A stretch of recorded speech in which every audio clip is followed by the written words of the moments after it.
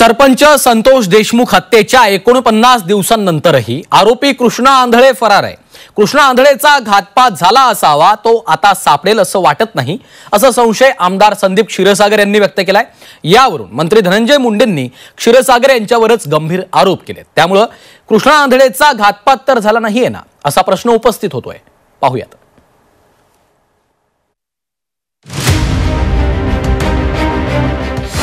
संतोष देशमुखांचा मारेकरी कृष्णा आंधळेचा घातपात। संशय व्यक्त करणाऱ्या क्षीरसागरांवर मुंडेंचेच आरोप। हत्येच्या 49 दिवसांनंतरही कृष्णा आंधळे फरार।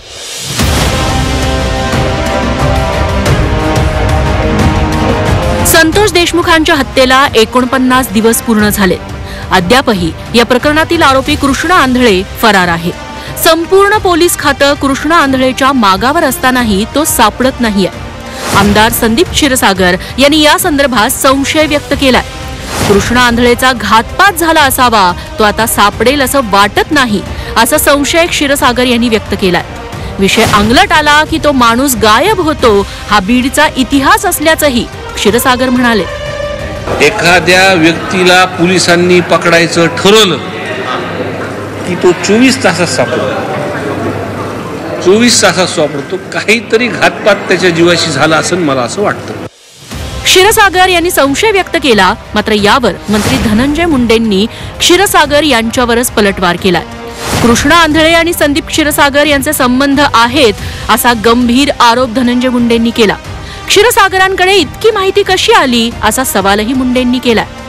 आता एवढं जर संदीप क्षीरसागरांना माहित असेल, आणखीन कुणाला जे काही माहित असेल, याचा अर्थ मी असा समजतो की त्यांचे आणि त्या आरोपीचे कुठेतरी आता संबंध आहेत आणि ते संबंध असल्याशिवाय ही माहिती त्यांना मिळू कशी शकते।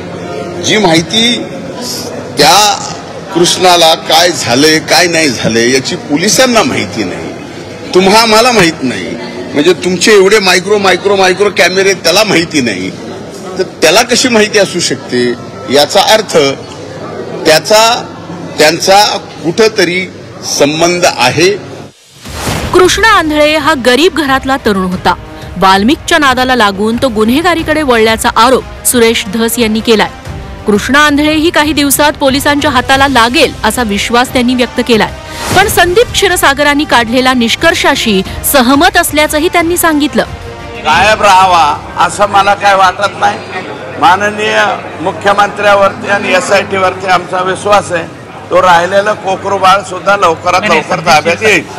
कृष्णा आंधळे कुठं आहे याचा पोलिसांना शोध लागत नाहीये। पोलिसांनी त्याच्यावर दुसऱ्यांदा बक्षीस जाहीर केलंय। कृष्णा आंधळेनं कुणाशीही संपर्क साधला नसल्याचं सांगण्यात येतंय, पण ही शक्यता फारच कमी आहे। कृष्णा आंधळेला शोधणं पोलिसांसाठी फार कठीण गोष्ट नाही असं सांगितलं जातंय। आंधळेजवळ अशी कोणती माहिती आहे जी बाहेर येऊ नये म्हणून त्याला फरार ठेवलं जातंय का, असा प्रश्न विचारला जातोय। कृष्णा आंधळे मागचं गूढ संपून पोलीस त्याच्या मुसक्या कधी आवरणार हे आता पाहणं महत्त्वाचं आहे। कृष्णात पाटीलसह ब्युरो रिपोर्ट, झी 24 तास, मुंबई।